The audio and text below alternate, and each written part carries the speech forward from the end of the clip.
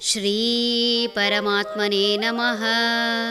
ಶ್ರೀಮದ್ಭಗವದ್ಗೀತಾ ಅಥ ಪಂಚದಶೋऽಧ್ಯಾಯಃ.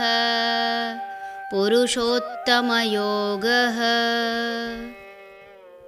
ಶ್ರೋತ್ರಂ ಚಕ್ಷುಸ್ಪರ್ಶನಂ ಚ ರಸನಂ ಘ್ರಾಣಮೇವ ಚ ಅಧಿಷ್ಠಾಯ ಮನಶ್ಚಾಯಂ ವಿಷಯಾನುಪಸೇವತೆ. ಕಿವಿ, ಕಣ್ಣು, ಚರ್ಮ, ನಾಲಿಗೆ, ಮೂಗು ಇವುಗಳನ್ನು ಮತ್ತು ಮನಸ್ಸನ್ನು ಆಶ್ರಯಿಸಿಕೊಂಡು ಜೀವನು ಇಂದ್ರಿಯ ವಿಷಯಗಳನ್ನು ಭೋಗಿಸುತ್ತಾನೆ. ಜೀವಿ ತನ್ನ ಇಂದ್ರಿಯ ಹಾಗೂ ಮನಸ್ಸಿನ ಮುಖಾಂತರ ಈ ಪ್ರಕೃತಿಯಲ್ಲಿರುವುದನ್ನು ಅನುಭವಿಸುವುದು. ಈ ಇಂದ್ರಿಯಗಳು ಇಲ್ಲದಿದ್ದರೆ ಯಾವ ಜೀವಿಯೂ ಪ್ರಕೃತಿಯ ವೈವಿಧ್ಯತೆಯನ್ನು ಅರಿಯಲಾರ.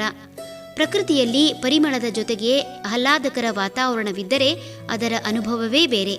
ಸುತ್ತಲೂ ಹಸಿರಿನ ಜೊತೆ ಬಣ್ಣ ಬಣ್ಣದ ಸುಂದರ ಹೂಗಳು, ಮೂಗಿಗೆ ರಾಚುವ ಸುವಾಸನೆ, ಚರ್ಮವನ್ನು ನವಿರೇಳಿಸುವ ತಣ್ಣನೆಯ ವಾತಾವರಣದಲ್ಲಿ ಆಗಾಗ್ಗೆ ಬೀಸುವ ಕುಳಿರ್ಗಾಳಿ, ಮಧ್ಯೆ ಇಣುಕುವ ಸೂರ್ಯರಶ್ಮಿ, ಕೋಗಿಲಿಯ ಇಂಪಾದ ಧ್ವನಿಯ ಜೊತೆಗೆ ಹಲವಾರು ಪಕ್ಷಿಗಳ ಕಲರವ ಕಿವಿಗೆ ಮುದ ನೀಡಿದರೆ ಕಣ್ಣು ಇವೆಲ್ಲವನ್ನೂ ನೋಡಿ ಮನಸ್ಸನ್ನು ಪ್ರಫುಲ್ಲಗೊಳಿಸಿ ಆನಂದದ ಪರಾಕಾಷ್ಠೆ ತಲುಪಲು ಸಹಾಯಕವಾಗುತ್ತದೆ.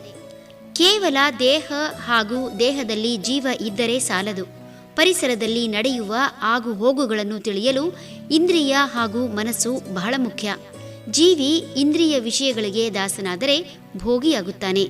ಇಂದ್ರಿಯಗಳನ್ನು ತನ್ನ ಹತೋಟಿಯಲ್ಲಿಟ್ಟುಕೊಂಡರೆ ಯೋಗಿಯಾಗುತ್ತಾನೆ. ಹರಿ ಓಂ ತತ್ಸತ್.